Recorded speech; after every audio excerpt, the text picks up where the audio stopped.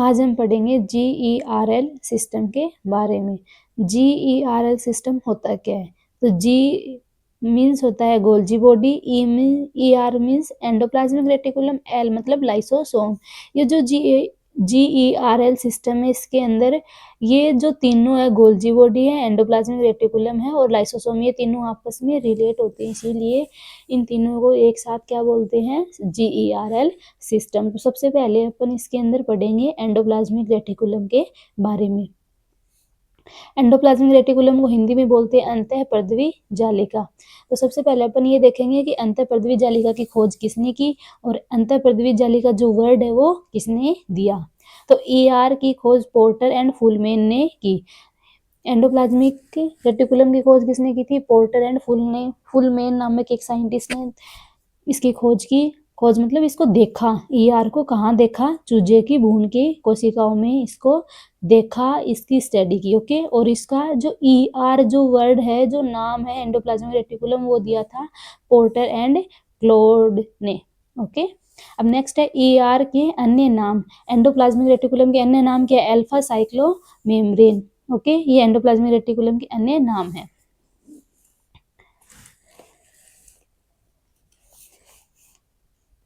Next अपन देखेंगे, यह है प्रोकैरियोटिक परिपक्व RBC and egg and sperm में अब्सेंट होती है। ये जो है आपका यहाँ पे जो एंडोप्लाज्मिक रेटिकुलम है, जो अंतःपर्दवी जालिका, वो प्रोकैरियोटिक कोशिका में अब्सेंट होती है। प्रोकैरियोटिक कोशिका मतलब बैक्टीरियाज में अब्सेंट होती है। परिपक्व आरबीसी जो मेच्योर आरबीसी होती है उसके अंदर नहीं पाई जाती है। एग जो अंडे होते हैं उनमें नहीं होती है और स्पर्म में अब्सेंट होती है। कौन? Endoplasmic reticulum. नेक्स्ट है विभाजनशील सेल में, यह पुट्टिका के रूप में होती है। जब कोशिका डिवीजन करती है, जब विभाजन करती है, जब एक कोशिका जो है वो एक कोशिका से जब दो कोशिकाओं में बढ़ती है, उस टाइम पर जो ये एंडोप्लाज्मिक रेटिकुलम है, अंतःपर्दवी जालिका है, वो एक पुट्टी के रूप में पाई जाती है। ओके, नेक्स्ट है सेल में, कोशिका में endoplasmic reticulum plasma membrane and nuclear membrane से संबंधित होती है। इस पॉइंट का मतलब क्या है? यहाँ पे जो अंतःपर्दवी जालिका होती है वो प्लाज्मा मेम्ब्रेन मीन्स कोशिका झिल्ली, कोशिका झिल्ली, न्यूक्लियर मेम्ब्रेन मतलब केंद्रक झिल्ली, झिल्ली से संबंधित होती है। संबंधित का मतलब ये है यहाँ पे जो ये सेल है। ओके, अब ये सेल है, कोशिका है, इसके अंदर ये बीच में क्या हो गया? न्यूक्लियस। जो कोशिका झिल्ली है और ये न्यूक्लियस के बाहर जो आवरण पाया जा रहा है उसको केंद्रक झिल्ली बोलते हैं। इससे और ये जो कोशिका झिल्ली, इससे कौन अटैच रहता है? ये एंडोप्लाज्मिक रेटिकुलम अटैच रहती है, इसीलिए इसको क्या बताया गया है कि न्यूक्लियर मेम्ब्रेन और प्लाज्मा मेम्ब्रेन से कौन संबंधित रहती है? अंतःपर्दवी जालिका संबंधित रहती है। एक मीनिंग तो ये हो गया इसका कि कभी कभी जो अंतःपर्दवी जालिका है वो कोशिका झिल्ली और केंद्रक झिल्ली से जुड़ी हुई रहती है। अब जुड़ी हुई है तो दूसरा काम क्या करती है? ये संवहन का कार्य भी करती है। संवहन का मतलब है ट्रांसपोर्ट का। कोशिका झिल्ली से ये क्या लेगी? कुछ पदार्थ को लेती है और किसके अंदर भेज देती है? न्यूक्लियस के अंदर, केंद्रक के अंदर। और कुछ पदार्थ जो है उनको कोशिका से बाहर निकालना होता है तो उनको ये अंतःपर्दवी जालिका कोशिका झिल्ली से बाहर निकाल देती है। इसीलिए यहाँ पे बताया गया है कि जो अंतःपर्दवी जालिका है वो कोशिका झिल्ली और केंद्रक झिल्ली से संबंधित होती है। नेक्स्ट यह है सघन त्रिविमीय जालक का निर्माण करती है। ये जो अंतःपर्दवी जालिका होती है वो किसका निर्माण करती है? एक त्रिविमीय जालक का निर्माण करती है।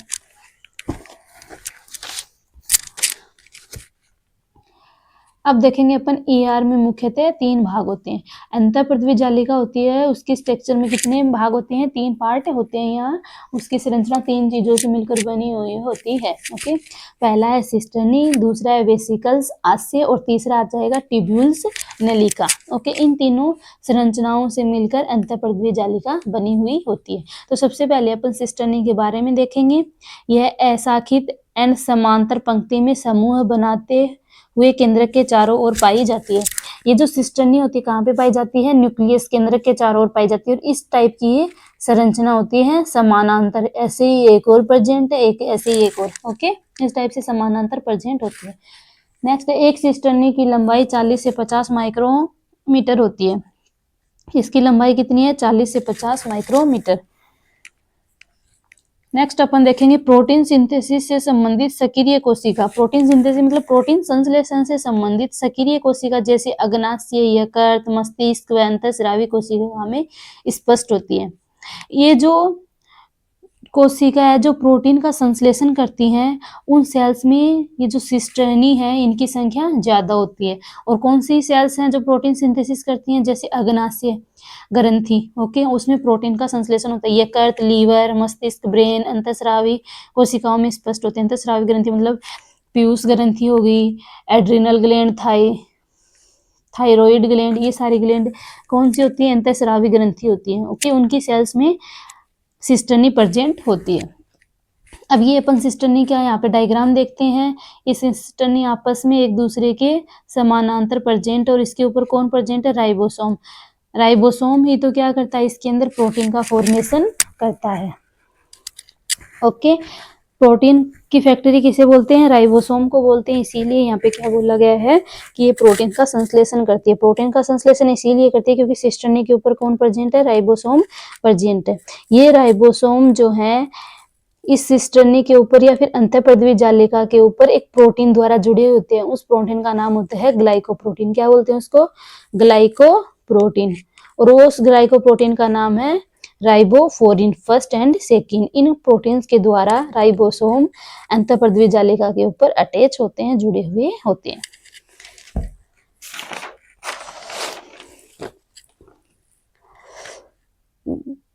अपन ने फर्स्ट भाग देख लिया अंतःपृथ्वी जालिका की। अब दूसरा भाग है वेसिकल्स, आस्य। ये अंडाकार एंड गोल आकृति की होती है। ये जो आस्य होते हैं, आस्य का मतलब खाली स्थान, तो इस टाइप के होते हैं। ये गोल अंडाकार आकृति के होते हैं। कुछ अंतःपृथ्वी जालिका में सिस्टर्नी लाइक ऐसे लंबी लंबी संरचना प्रेजेंट होंगी, और कुछ में आस्य ऐसे गोल गोल आस्य प्रेजेंट होंगे, ओके। कुछ सेल्स में ये श्रृंखला बनाते हुए पाए जाते हैं, वे परस्पर जुड़े बड़े आस्य बनाते हैं। कहने का मतलब ये कुछ सेल्स में ये श्रृंखला में पाए जाते हैं, 1 2 3 4 5 6 7 ऐसे इस टाइप से श्रृंखला में पाए जाते हैं, और आपस में सारे आस्य जुड़े हुए होंगे तो एक बड़े आस्य का निर्माण करते हैं। यहाँ पे ये आस्य की संरचना है, तो इस टाइप से समानांतर 1 2 3 4 5 6 इस टाइप से और भी जुड़े हो सकते हैं। नेक्स्ट, ये पदार्थ के स्थानांतरण में सहायक होते हैं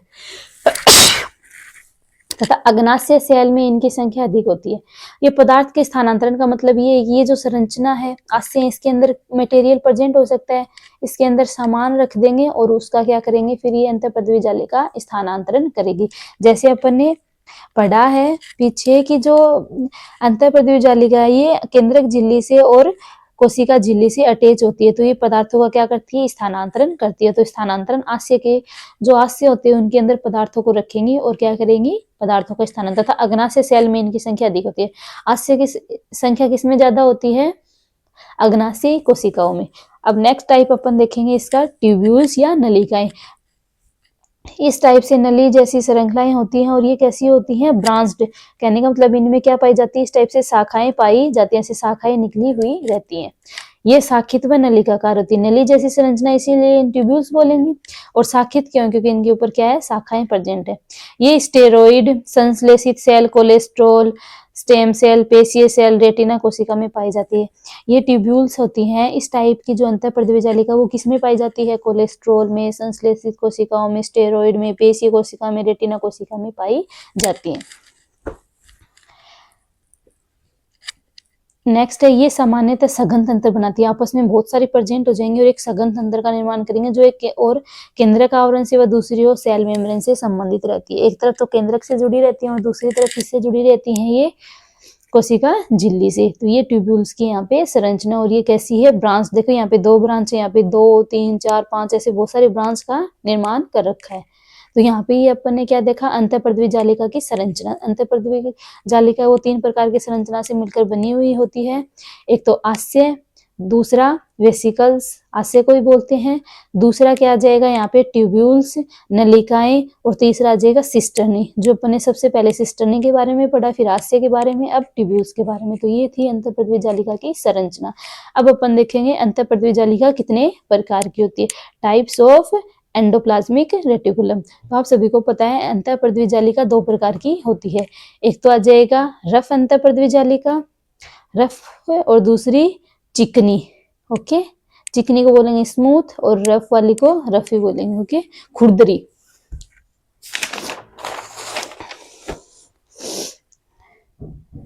तो यहाँ पे अपन ने देखा टाइप्स ऑफ ईआर। ईआर दो प्रकार के होते हैं, R E R, S E R. R E R rough endoplasmic reticulum, S E R smooth endoplasmic reticulum. अब जो रफ एंडोप्लाज्मिक रेटिकुलम है इसमें राइबोसोम प्रेजेंट होते हैं। रफ क्यों होती है ये? क्योंकि इसके ऊपर राइबोसोम प्रेजेंट होते हैं।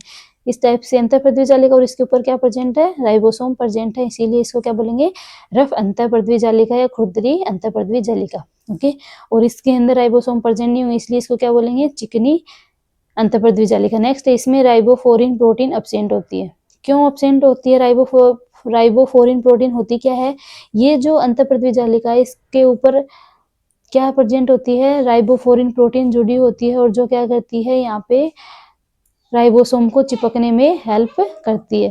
तो राइबोसोम को यहाँ पे चिपकने में हेल्प कौन करती है? राइबोफोरिन। राइबोफोरिन के द्वारा ही राइबोसोम यहाँ पे चिपके हुए रहते हैं। ओके, तो ये चिकनी जो अंतःपृथ्वी जालिका उसमें तो राइबोसोम होते ही नहीं है, तो यहाँ पे राइबोफोरिन प्रोटीन भी कोई काम की नहीं है, तो यहाँ पे राइबोफोरिन प्रोटीन भी एब्सेंट होती है। इसमें राइबोफोरिन प्रोटीन पाई जाती है जो राइबोसोम को जोड़ने में सहायता प्रदान करती है। ओके, ये राइबोसोम यहाँ पे जुड़े हुए हैं अंतःपृथ्वी जालिका के ऊपर, और यहाँ पे लिखा है राइबोफोरिन। ये जो राइबोफोरिन है इस प्रोटीन क्या कर रही है? इनको चिपकने में हेल्प कर रही है। नेक्स्ट अपन ये मुख्यतः सिस्टर्नी व आस्य से बनी होती है। मुख्यतः किसकी बनी हुई होती है? ये सिस्टर्नी व आस्य से बनी होती है। ये नलिकाओं व आस्य की बनी होती है। ये तो सिस्टर्नी आस्य वेसिकल्स पाए जाएंगे, इसमें ओनली नलिका और आस्य पाई जाती है। नेक्स्ट पॉइंट अपना, जिन पदार्थों का संश्लेषण इनके द्वारा किया जाता है वे इसकी ईआर की अवकाशिका में प्रवेश करते हैं। ओके, कि जो रफ अंतःपृथ्वी जालिका है उसके द्वारा क्या किया जाता है? किसी पदार्थ का संश्लेषण किया जाता है तो वो कहाँ पे प्रेजेंट होंगे? अंतःपृथ्वी जालिका की अवकाशिका में, और इसमें अवकाशिका में प्रवेश नहीं करते हैं जिन पदार्थों का संश्लेषण होता है। नेक्स्ट, ये प्रोटीन एंड एंजाइम से संबंधित घटक रखती है। देखिए इसमें प्रोटीन और एंजाइम से संबंधित घटक क्यों रखेगी? क्योंकि इसके ऊपर क्या प्रेजेंट है? राइबोसोम प्रेजेंट है, और राइबोसोम क्या बनाते हैं? प्रोटीन। तो प्रोटीन एंजाइम किसे बोलेंगे अपन? बहुत सारी प्रोटीन ही एंजाइम होती है, कुछ एंजाइम प्रोटीन के नहीं बने होते। मोस्टली जो एंजाइम है वो प्रोटीन के बने होते हैं, इसीलिए यहाँ पे बताया गया है कि प्रोटीन एंजाइम से संबंधित घटक रखती है। ये ग्लाइकोजन, लिपिड, स्टेरॉइड आदि के उपापचय से संबंधित होती है, एंजाइम रखती है। इधर आ जाएगा plasma cell, liver cell and अग्नाशय कोशिका में संख्या अधिक होती है। इनकी संख्या कहाँ कहाँ ज्यादा होती है? खुरदरी अंतःपृथ्वी जालिका की लीवर में, प्लाज्मा सेल में, अग्नाशय में, और इधर ये एड्रिनल कोर्टेक्स पेशी में अधिक होती है। चिकनी वाली अंतःपृथ्वी जालिका किसमें पाई जाती है? एड्रिनल में, कोर्टेक्स में और मसल्स में अधिक होती है। तो यहाँ पे अपन ने अंतःपृथ्वी जालिका उसके दो प्रकार होते हैं, रफ और रफ को खुरदरी और चिकनी या स्मूथ, इन दोनों के बीच में अंतर देख लिया। अब अपन देखेंगे ईआर के रूपांतरण। कहने का मतलब है ईआर के मॉडिफिकेशन, ईआर के अन्य नाम क्या है और वो अलग अलग सेल्स में काम क्या करते हैं। तो यहाँ पे ईआर के रूपांतरण में फर्स्ट है sarcoplasmic reticulum. Sarcoplasmic reticulum endoplasmic reticulum का दूसरा नाम है, और ये सार्कोप्लाज्मिक रेटिकुलम इसको इसलिए बोलेंगे क्योंकि ये जो कंकालिक पेशी होती है या फिर मसल्स होती हैं, जो बोन्स के साथ में जो मसल जुड़ी होती है उनको कंकाली पेशी बोलते हैं, और उन पेशियों में कौन प्रेजेंट होती है? सार्कोप्लाज्मिक रेटिकुलम प्रेजेंट होती है। देखो अंतःपृथ्वी जालिका हर एक सेल में प्रेजेंट होगी, बट जब ये कंकाली पेशी में प्रेजेंट होगी तो इसको क्या नाम दे देंगे अपन? सार्कोप्लाज्मिक रेटिकुलम, ना कि वहाँ पे अंतःपृथ्वी जालिका बोलेंगे। एंडोप्लाज्मिक रेटिकुलम ना बोल के सार्कोप्लाज्मिक रेटिकुलम बोलेंगे। तो यह कंकाली पेशी में पाया जाता है। एस आर के सारे टर्मिनल, जो एस मतलब सार्कोप्लाज्मिक, आर मतलब रेटिकुलम के सारे टर्मिनल मतलब सारे जो एंड सिरे हैं वो सिस्टर्नी कहलाती तथा कैल्शियम का स्रावन करते हैं। किसका स्रावन करते हैं? ये कैल्शियम का स्रावन करते हैं। नेक्स्ट है यहाँ पे एस आर चिकनी अंतःपृथ्वी जालिका का रूपांतरण होती है। जो एस आर है वो कौन सी अंतःपृथ्वी जालिका? अंतःपृथ्वी जालिका दो प्रकार की बताइए, तो चिकनी वाली के क्या है? ये रूपांतरण होते हैं।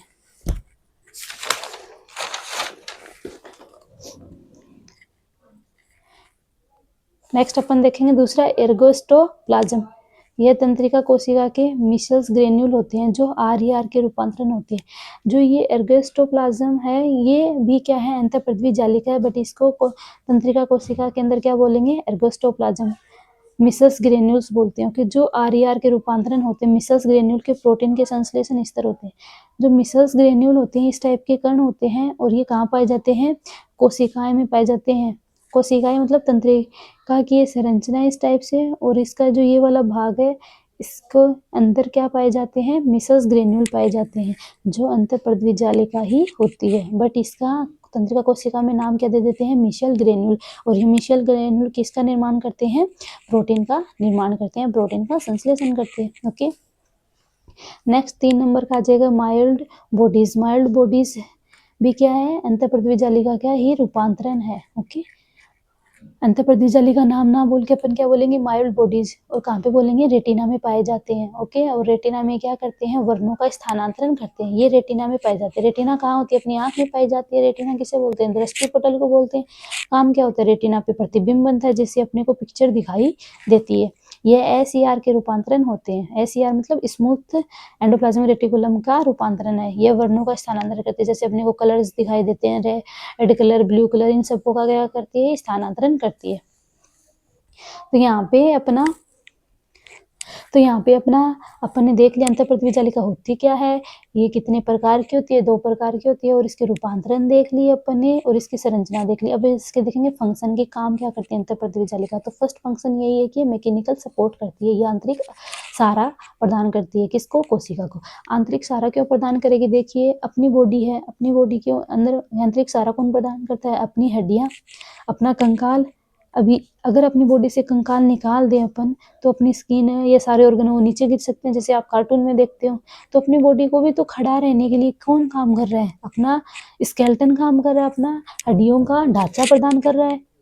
ओके, इसी टाइप से कोशिका को सारा, उन्हें तो कोशिका पिचक जाएगी, काम करेगी, कैसे करेगी। तो इसीलिए इसको आंतरिक सहारा कौन प्रदान करता है, अंतःपृथ्वी जालिका। क्यों करता है, ये जो न्यूक्लियस है, यहाँ पे न्यूक्लियस से और इस टाइप से ये जुड़ी हुई रहती है। तो यहाँ पे इन दोनों के बीच की जो दूरी है वो भी बनी रहती है, और ये अपनी स्ट्रक्चर ऐसी की ऐसी प्रेजेंट रहती है। तो एक काम तो ये करती है, मैकेनिकल सपोर्ट करती है। चलो इसमें अपन देखते हैं, यह सेल के अंतःकंकाल में भाग लेती है। इन अंतःकंकाल का निर्माण करती है। अंतःकंकाल निर्माण में मुख्य रूप से माइक्रोफिलामेंट व माइक्रोट्यूब्यूल्स भाग लेती है। सूक्ष्म तंतु व सूक्ष्म नलिकाएं क्या करती हैं, भाग लेती हैं आंतरिक कंकाल बनाने में। और आंतरिक कंकाल बनाने में एक काम और कौन करता है, एंडोप्लाज्मिक रेटिकुलम।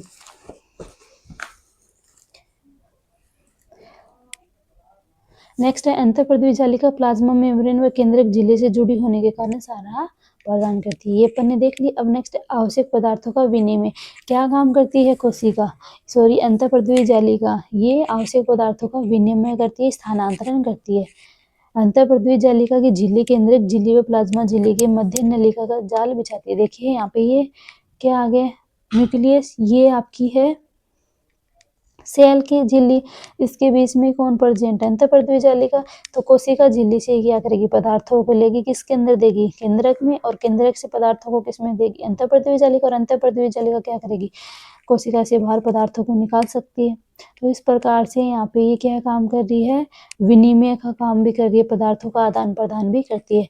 आगे ये अंतःपृथ्वी जालिका गोल्जी बॉडी को भी क्या देती है, पदार्थ स्थानांतरण करती है। तो इसी प्रकार से इसका काम क्या हो गया, आवश्यक पदार्थों के स्थानांतरण में या फिर विनिमय में। अंतःपृथ्वी जालिका की झिल्ली केंद्रक झिल्ली व प्लाज्मा झिल्ली के मध्य नलिका का जाल बिछती है या बिछाती है, अतः आवश्यक पदार्थों का एक स्थल से दूसरे स्थल के विनिमय में सहायता प्रदान करती है। नेक्स्ट है फिर अपना यहाँ पे प्रोटीन संश्लेषण। अंतःपृथ्वी जालिका क्या करती है, प्रोटीन संश्लेषण का काम भी करती है। ये अपन देख चुके हैं प्रोटीन संश्लेषण का काम कैसे करेगी, क्योंकि अंतःपृथ्वी जालिका जो है उसके ऊपर क्या प्रेजेंट होते हैं, राइबोसोम प्रेजेंट होते हैं, और राइबोसोम क्या बनाते हैं, प्रोटीन बनाते हैं। और कुछ राइबोसोम जो होते हैं वो कोशिका द्रव्य में ऐसे भी पड़े हुए रहते हैं, और वो भी क्या करते हैं, प्रोटीन का निर्माण करते हैं। RER प्रोटीन सिंथेसिस का स्थल होता है।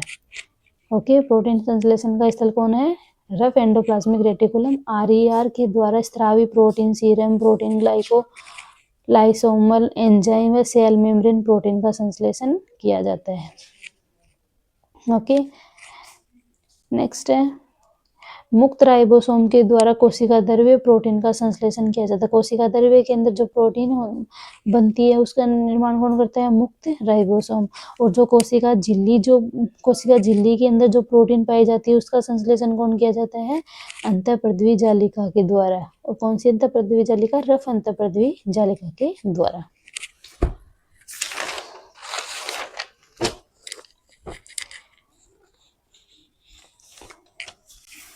नेक्स्ट है लिपिड के संश्लेषण में। अब जो स्मूथ एंडोप्लाज्मिक रेटिकुलम थी, चिकनी अंतःप्रद्वी जालिका, वो किसका निर्माण करेगी? लिपिड का संश्लेषण करेगी। तो यहाँ पे अपन देखते हैं SER के द्वारा लिपिड का संश्लेषण किया जाता है। गोल्जी बॉडी में लिपिड का ग्लाइकोलाइसिस होता है, ग्लाइकोलिपिड का फॉर्मेशन होता है। कहने का मतलब ग्लाइकोलिपिड है उसका निर्माण कौन करता है? SER, स्मूथ एंडोप्लाज्मिक रेटिकुलम करती है। नेक्स्ट है निराविषीकरण में। जो SER है, स्मूथ एंडोप्लाज्मिक रेटिकुलम, विषैले पदार्थों को विषहीन पदार्थों में बदलती है, जैसे एल्कोहल को एल्डिहाइड में। लीवर की कोशिका क्या काम करती है? एल्कोहल को एल्डिहाइड में चेंज कर देती है। ओके, इसीलिए तो ऐसे बोलते हैं मोस्टली कि जो ज़्यादा ड्रिंक करता है उसका लीवर फेल हो गया। ओके, क्यों होता है? क्योंकि वो बहुत ज़्यादा ड्रिंक करते हैं, उस ड्रिंक को एल्डिहाइड में चेंज किया जाता है। बट जितनी ज़्यादा ड्रिंक पिएगा उतना ज़्यादा वर्क करना पड़ेगा इन कोशिकाओं को, लीवर की कोशिकाओं को। और एक टाइम में ऐसा आएगा कि जो सेल्स होती हैं वो काम करना बंद कर देंगी, जिससे उसकी डेथ हो जाती है। नेक्स्ट है पेशी संकोचन। ER कैल्शियम आयनों को ग्रहण करके तथा मुक्त करके पेशी संकोचन में महत्वपूर्ण भूमिका निभाते हैं। पेशी संकोचन का मतलब ये है कि आप कोई बाल्टी उठाते हो पानी की, ओके, तो या फिर और कुछ मान लीजिए आप किसी चीज को नीचे से ऊपर उठाते हो, पानी से भरी हुई बाल्टी को, तो आपका हाथ मुड़ता है। तो वो किसके कारण होता है? मसल्स के मुड़ने से। और उस मसल्स को मूवमेंट कराने में कौन हेल्प करता है? अंतःप्रद्वी जालिका ही करती है। और वो क्या करती है? कैल्शियम आयनों को ग्रहण करती है।